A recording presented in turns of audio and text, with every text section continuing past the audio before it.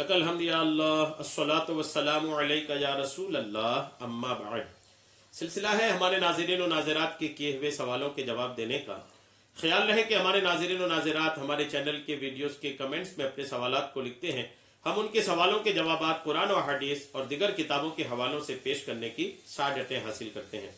अगर आपका भी कोई सवाल है तो आप अपने सवाल को हमारे चैनल के किसी भी वीडियो के कमेंट्स में लिखिए। आपका सवाल हम तक पहुंचेगा।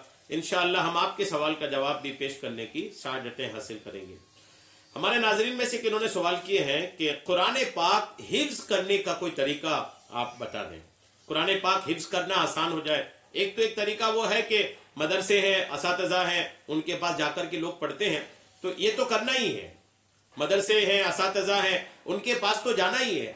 साथ ही में कोई आसान तरीका या कोई ऐसा तरीका हो कि उस सिस्टम को फॉलो करते ही फॉलो तो करना ही है, साथ में आसान हो जाए। क्या इसका तरीका है? अल्हम्दुलिल्लाह बुजुर्गों ने लिखा है, कुरान करीम हिफ्ज करने के तरीके इरशाद फरमाए, क्या पढ़े कि जल्दी हिफ्ज हो जाए, ये भी बुजुर्गों ने लिखा है। सूरह यूसुफ के बारे में तो रिवायतें मौजूद है कि अगर किसी को कुरान पाक हिफ्ज करना है तो पहले सूरह यूसुफ याद कर ले। सूरह यूसुफ अगर याद कर लिए ना तो कुरान पाक का हिफ्ज करना जो है ना ये आसान हो जाता है। और भी मजीद इस पर है, एक बहुत प्यारी किताब इस वक्त मेरी नजरों के सामने है, जो मैं जिस किताब के हवाले से मैं आपको पेश करूंगा कुरान करीम हिफ्ज करने का नुस्खा। वो किताब है इमाम अजल हजरत सैयदना शेख अबू तालिब मक्की रहमतुल्लाह तआला अलैह की किताब कुतुल कुलूब।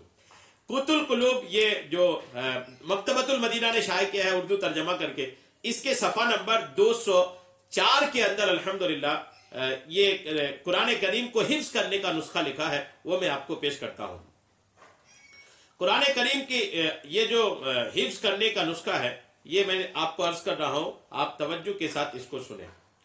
सूरह बकरा की 5 इब्तिदाई और 3 आखिरी आयत, सूरह बकरा की 5 इब्तिदाई आयतें, शुरू की जो 5 आयतें वो, और 3 आखिरी आयत, और आयतुल कुर्सी, और उसके बाद वाली 2 आयत, और उसके बाद ये 2 आयतें मुबारका पढ़े। कौन सी? व इलाहुकुम इलाहु वाहिद ला इलाहा इल्ला हुवर रहमानुर रहीम इन्ना फी खल्किस समावाति वल अर्दि वख्तिलाफिल लैली वन नहारी वल फुल्किल लती तजरी फिल बहरी बिमा यनफउन नास वमा अंज़लल्लाहु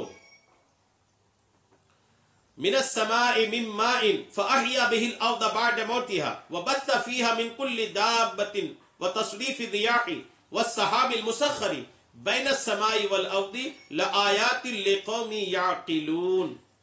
ये पारा 2 सूरह बकरा की आयत नंबर 163 और 164 है।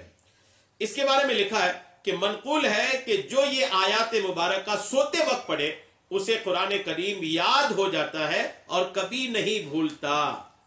ऐसा याद होता है कि फिर कभी नहीं भूलता। जी हाँ, ये आप तवज्जो से इसको बार बार रिपीट करके सुन लीजिएगा। आखिरी में है पारा 2 की सूरह बकरा की आयत नंबर 163 और 164, ये आखिरी में है। शुरू में क्या है? शुरू में सूरह बकरा की 5 इब्तिदाई आयत, मैं दोबारा अर्ज कर देता हूं। सूरह बकरा की जो शुरुआत की 5 आयतें हैं वो पढ़नी है, और 3 आखिरी आयत, जो आखिरी 3 आयत है उसको पढ़े।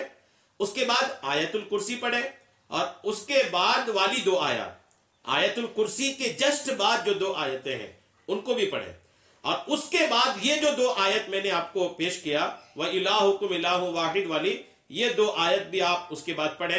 ये सूरह बकरा की आयत नंबर 163 और 164 है।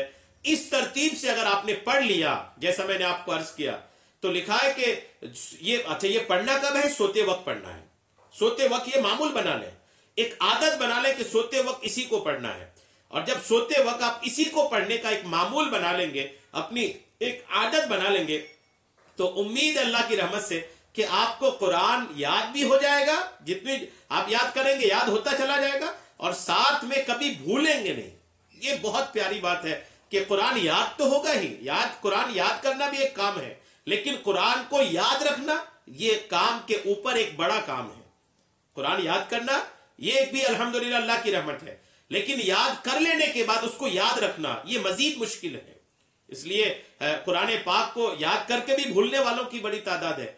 तो कुरान करीम याद करके आप याद रह जाए, قرآن آپ بھولیں نا، اس کے لیے ایک زبردست طریقہ کار میں نے آپ کو پیش کر دیا. آپ اس کو سن کر اس کو یاد کر لیجئے گا، سوتے وقت اس عمل کو لازمی طور پر کیجئے گا. انشاءاللہ آپ دیکھیں گے کہ آپ کو قرآن آسانی سے یاد بھی ہوتا چلا جائے گا، اور جو یاد ہوگا وہ آپ بھولیں گے بھی نہیں. اللہ تبارک تعالی ہم سب کو حافظ قرآن بنائے، اپنے بچوں کو حفظ کرانے کی سعادتیں نصیب فرمائے، جتنے حفاظ قرآن ہیں سب کی برکتیں نصیب فرمائے.